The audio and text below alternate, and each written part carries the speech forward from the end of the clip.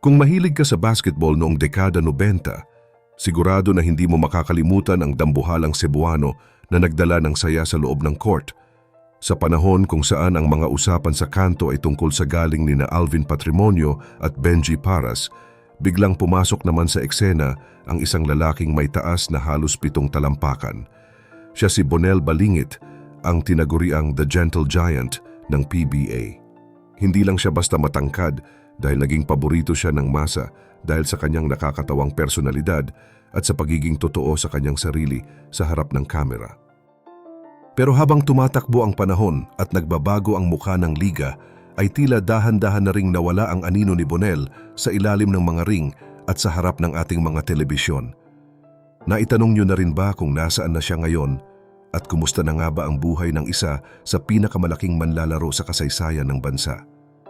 Sa video na ito, hihimayin natin ang kanyang pinagmulan at ang mga pagbabagong hinarap niya matapos ang kanyang makulay na panahon sa mundo ng professional basketball. Pero bago po ang lahat, baka pwedeng palike ang video na ito dahil napakalaking bagay na ito sa aming content creators. Maraming salamat po. Bago pa man siya naging sentro ng atensyon sa Maynila, ang kwento ni Bonel ay nagsimula muna sa kanyang probinsya sa Cebu. Doon siya unang humataw sa ilalim ng ring para sa University of San Jose Recoletos Jaguars. Isipin niyo na lang, sa isang bansa na baliw sa basketball pero hindi naman biniyayaan ng masyadong maraming matatangkad na tao, ang paglitaw ni Bonel ay tila isang malaking biyaya para sa mga scouts. Hindi man siya ang tipo ng manlalaro na gagawa ng mga mala-akrobatikong dunk o mabilis na pag-dribble, ang kanyang presensya sa ilalim ay sapat na para matakot ang mga kalaban na pumasok sa loob. Sa bawat rebound na kinukuha niya at sa bawat depensang ginagawa niya, ipinakita niya na ang basketball ay hindi lang puro porma, kundi tungkol sa paggamit ng kung anong meron ka para makatulong sa buong team. Ang kanyang lakas at tibay sa ilalim ng basket ang naging paraan niya para mabigyan ng pagkakataon na makatapak sa mas malaking entablado ng professional basketball sa bansa. Noong pumasok na siya sa PBA, naging bahagi siya ng mga tanyag na koponan gaya ng Swift Mighty Meaties at Pop Cola Panthers.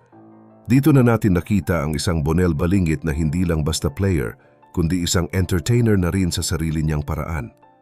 Sa kabila ng kanyang seryosong trabaho bilang center, lagi siyang may dalang saya sa mga fans na nanonood, kaya naman laging abutenga ang ngiti ng mga tao kapag siya na ang nasa screen.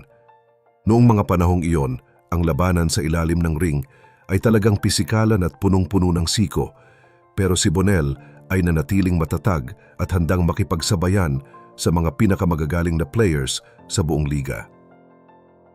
Sa gitna ng siksikan at mainit na bakbakan sa loob ng PBA, hindi lang ang tangkad ni Bonel ang naging usap-usapan kundi pati na rin ang kanyang tapang na makipagpalitan ng mukha sa mga mas malalaking kalaban.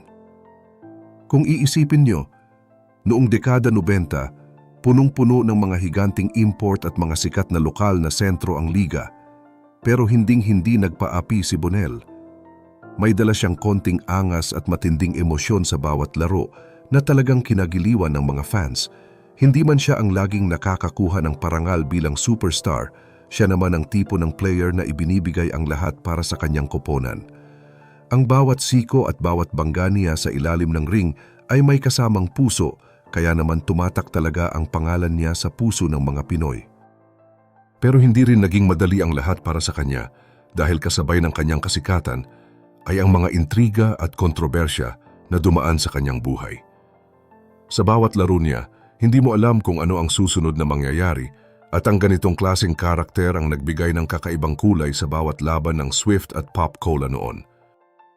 Pero ang mas malaking tanong ay ano na nga ba ang nangyari nang tuluyan na siyang maghubad ng kanyang jersey at iwan ang ingay ng mga sapatos sa sahig ng gym? Marami sa mga kasabayan niya ang piniling manatili sa mundo ng basketball bilang mga coach o analyst sa telebisyon. Pero si Bonel ay gumawa ng ibang landas.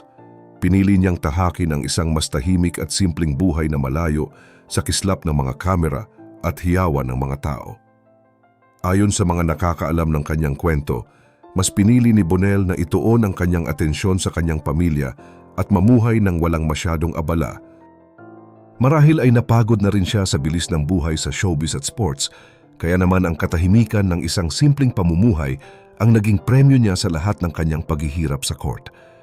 Isang malaking pagbabago ito mula sa pagiging sentro ng atensyon ng libu-libong tao tungo sa isang buhay na ang mahalaga na lang ay ang kapayapaan ng loob. Nakakamangha isipin na ang isang taong dati ay pinagkakaguluhan sa bawat mall at stadium na puntahan niya ay kontento na ngayon sa isang buhay na malayo sa mata ng publiko. Sa mundong ito kung saan ang lahat ay gustong sumikat at laging napag-uusapan, si Bonel Balingit ay isang magandang halimbawa na ang tunay na tagumpay ay hindi lang nasusukat sa dami ng iyong fans o sa laki ng iyong kinita. Minsan, ang tunay na panalo ay ang kakayahang mamuhay ng masaya at payapa kasama ang mga taong mahal mo. Sa kabila ng pagpili niya sa isang tahimik na landas, ay hindi maikakaila na ang pangalan ni Bonel Balingit ay nakaukit na sa kasaysayan ng ating bansa. Para sa mga fans na tumatanda na at nakasaksi sa bawat siko at rebound noong dekada 90, ang pagbanggit sa kanyang pangalan ay laging may kasamang ngiti at magandang alaala. Maaaring hindi siya ang itinuring na pinakamagaling na player sa lahat ng panahon, pero siya naman ang isa sa mga manlalarong nagbigay ng pinakamatingkad na kulay sa liga. Ang kanyang determinasyon na harapin ang kahit sinong kalaban at ang kanyang kakaibang karakter ang naging dahilan kung bakit hanggang ngayon sa mga huntahan sa kanto o sa mga online forums ay may mga tao pa ring nagtatanong kung ano na ang nangyari sa kanya. Ang kwento ni Bonel ay isang paalala na ang buhay ng isang atleta ay hindi nagtatapos sa huling tunog ng buzzer sa loob ng court. Nakakatuwang isipin na sa panahon ngayon kung saan ang lahat ay digital na, si Bonel ay sumusubok din na makasabay sa agos ng teknolohiya. Tulad ng marami sa atin, nag-eeksperimento rin siya sa paggamit ng mga bagong gadgets at cameras para siguro itala ang kanyang mga simpleng karanasan sa araw-araw. Bagaman malayo na siya sa spotlight ng media, ang pagiging totoo niya sa kanyang sarili ay hindi nagbago. Ito ang klase ng kwento na talagang nakaka-inspire dahil ipinapakita nito na may buhay pagkatapos ng kasikatan.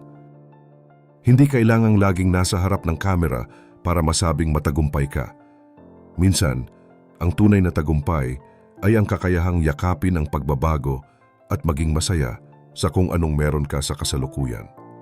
Ang pagiging gentle giant niya noon ay nagbunga ng isang mapayapang pamumuhay ngayon na malayo sa stress ng kompetisyon at ingay ng syudad.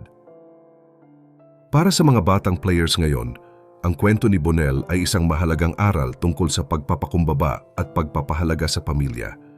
Ipinakita niya na kahit gaano ka pakalaki o kasikat noon, ay darating ang panahon na ang pinakamahalagang laro na kailangan mong ipanalo ay ang iyong buhay sa labas ng court. Ang bawat pawis na ibinuhos niya sa training at bawat sakripisyo para sa koponan ay nagbunga ng mga alaala na hinding-hindi mabubura ng panahon. Si Bonel Balingit ay mananatiling simbolo ng isang panahong mas simple ang basketball pero mas ramdam ang puso sa bawat laban. Kahit na bihira na natin siyang makita, ang epekto ng kanyang naging karera ay patuloy na nararamdaman sa tuwing may magkukwento tungkol sa mga higante ng PBA. Ngayon gusto ko namang itanong sa inyo, sino sa mga paborito ninyong dating players ang tila nawala na rin sa eksena at gusto ninyong gawan natin ng ganitong kwento? May mga alaala ba kayo ni Bonel Balingit na hinding-hindi nyo malilimutan, gaya siguro ng isang nakakatawang interview o isang matinding block sa ilalim ng ring? Napakasarap balikan ng mga ganitong kwento dahil nagbibigay ito sa atin ng koneksyon sa ating kabataan. I-share nyo naman sa comments ang inyong mga saloobin at sabay-sabay nating sariwain ang mga panahong ang basketball ang nagbubuklod sa ating lahat. Huwag nyo ring kalimutang mag-like at subscribe para sa mas marami pang updates gaya nito.